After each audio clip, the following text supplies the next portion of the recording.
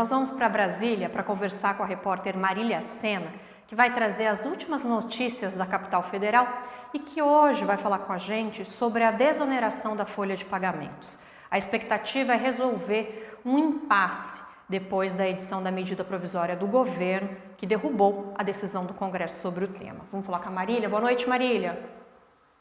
Oi, Núria. Boa noite para você e para todos que nos acompanham. Olha, o ministro da Fazenda, Fernando Haddad, se reuniu na manhã desta segunda-feira com parlamentares da base do governo e deve seguir em reunião amanhã com líderes do Congresso Nacional. O horário ainda não está definido, mas essas reuniões costumam acontecer pela manhã, Núria. Ficou pendente resolver a medida provisória que o ministro Fernando Haddad enviou para o Congresso Nacional para a reoneração gradativa de 17 setores da folha de pagamento.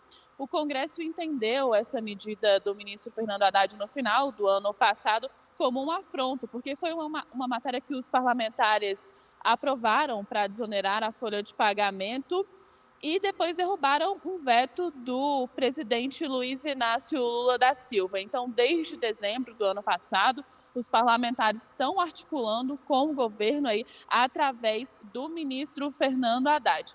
Nessa proposta, a medida provisória pede que a reoneração seja gradativa para os 17 setores da economia e também o fim do benefício do PES, que é aquele incentivo fiscal para o setor de turismo que foi concedido durante a pandemia de Covid-19.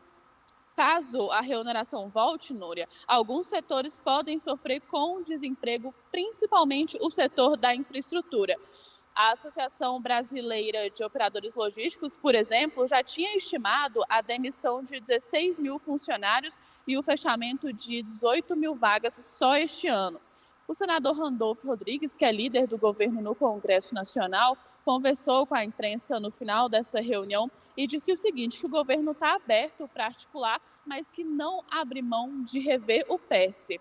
Ele deu números interessantes. Segundo ele, a renúncia fiscal do PES é entre 17 bilhões e 30 bilhões somente no primeiro semestre deste ano. Então, a agenda do Congresso Nacional inicia de fato amanhã com essa reunião entre líderes do Congresso Nacional e o ministro da Fazenda, Fernando Haddad.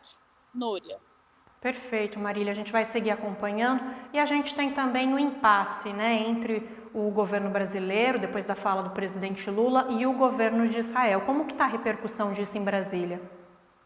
Pois é, o presidente Luiz Inácio Lula da Silva comparou o Holocausto com a guerra entre Israel e Hamas. Essa declaração foi feita lá na Etiópia no último domingo e desde então o presidente vem sofrendo retaliações da comunidade internacional e também de personalidades aqui no Brasil, inclusive de parlamentares. Lula se tornou até persona non grata em Israel. Um pedido de impeachment está sendo trabalhado na Câmara dos Deputados para o presidente Lula, já são 91 assinaturas, são necessárias 171 assinaturas. O presidente da Frente Parlamentar de Portos e Aeroportos, Paulo Alexandre Barbosa, e ex-presidente da Comissão de Relações Exteriores, se pronunciou. Ele disse o seguinte, que a dolorosa guerra na faixa de Gaza, iniciada e motivada pelo grupo terrorista Hamas com o Holocausto, é lamentável, injusta e desrespeitosa.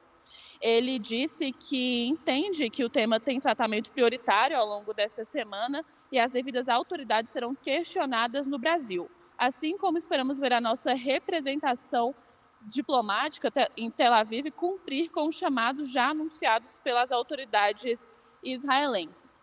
O presidente Luiz Inácio Lula da Silva chegou ontem a Brasília e nesta manhã ele se reuniu com ministros no Palácio do Alvorada. Depois dessa reunião, o Palácio do Itamaraty informou que o embaixador de Israel no Brasil foi chamado pelo ministro Mauro Vieira. O presidente Luiz Inácio Lula da Silva decidiu não se desculpar pela fala e escalou o ministro das Relações Exteriores, Mauro Vieira, para conter aí a crise. De acordo com o Itamaraty, o ministro israelense Daniel Zonshine foi convocado para comparecer aqui no Palácio do Itamaraty. desculpa, na verdade, no Rio de Janeiro, porque o ministro Mauro Vieira está no Rio de Janeiro para resolver questões do G20, que acontece em novembro no Rio de Janeiro. Então, os dois devem se encontrar, a data ainda não foi informada. E a situação continua repercutindo aqui em Brasília, Núria. No final da noite, agora, o presidente do PL, senador Carlos Portinho, informou que apresentou um pedido de requerimento para convocar o ministro Mauro Vieira na Comissão de Relações Exteriores lá no Senado. É importante entender que, convocado, o ministro precisa comparecer, porque senão ele responde por crime de improbidade. E aí, geralmente, esses ministros são convidados, né? Mas a situação está muito crítica e aí o ministro Mauro Vieira foi convocado. Núria. Perfeito. Obrigada, Marília. Boa noite para você aí em Brasília.